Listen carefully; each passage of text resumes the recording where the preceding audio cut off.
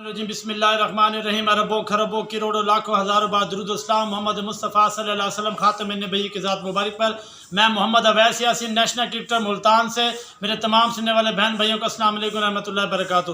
میں نے ابھی ایک کلپ دیکھا، کل ایک جلسے میں کیپٹن صفدر نے کہا کہ اصل جو دین اسلام کے ٹھیکیدار ہے وہ نون لیگ ہے، اور یہ طریق لبیک یا رسول اللہ والے طریق لبیک کرین والے یہ کہاں سے آگے؟ تو میں بتاتا چلوں کیپٹن صفدر صاحب، تمہیں شرم آنی چاہیے۔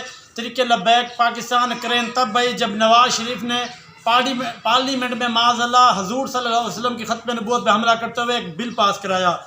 کرین تب بھائی جب اس دوران عاشقان رسول صلی اللہ علیہ وسلم نے پرامن احتجاج ریکارڈ کرایا، تو تم ظالموں نے، تم وقت کے فرعون و یزیدوں نے ان کو اٹھا کے جیلوں میں ڈالا، اور اس میں کئی لوگ شہید بھی ہوئے، کئی عالم دین بھی تھے۔ کرین تب بھائی جب نواز شریف نے معاذ اللہ یہ کہا کہ قادیانی ہمارے بہن بھائی ہیں معاذ اللہ، اور ملک و قوم کا احساس ہیں۔ کرین تب بھائی میدان میں جب تم نے سانے ماڈا ٹاؤن میں ہمارے مسلمان بہن بھائیوں کو گولیاں ماری۔ کرین تب بھائی جب تم نے ممتاز قادری عاشق رسول صلی اللہ علیہ وسلم کو پھانسی کے تختے پہ چڑھایا۔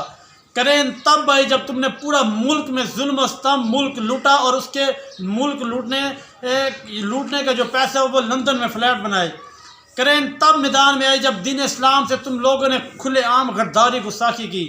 کرین تب میدان میں آئی جب رانا سنالوں نے معاذ اللہ آن ایئر ٹی وی پہ کہا کہ معاذ اللہ نواز شریف کا استقبال کرنا حج سے زیادہ بڑھ کر ثواب ہے معاذ اللہ۔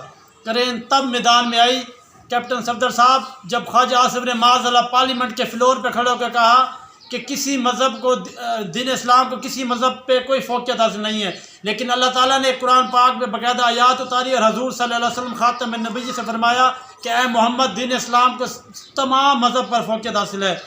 کرین تب میدان میں آئی جب آپ نے چوروں پہ مبنی، لٹیروں پہ ملک میں فساد پھیلانے والا ایک پی ڈی ایم جماعت بنا کے، اور فرانس کے جو گستاخ ہے اسے ایک لفظ بھی حضور صلی اللہ علیہ وسلم کے ناموس کے حوالے سے مذمت نہ کر سکے۔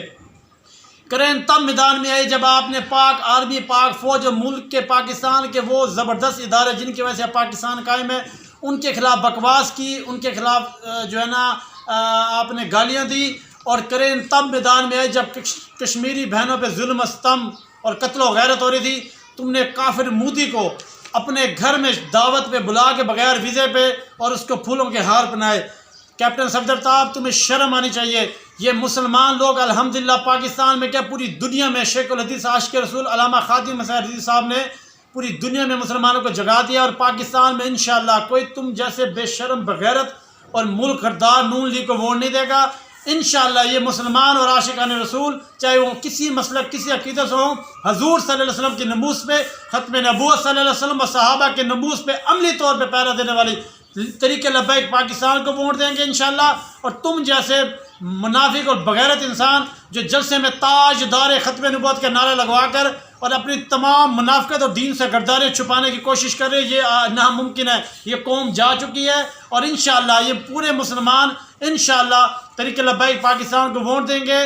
میں نے تمام یہ باتیں ثبوت اور پروف کے ساتھ کی ہیں، اور تمہیں شرم آنی چاہیے، اور تمہیں اب آنے والا وقت بتائے گا کہ یہ کرین کہاں سے آئی۔ لبیک لبیک یا رسول اللہ، تاجدار ختم نبوت، زندہ باد زندہ باد۔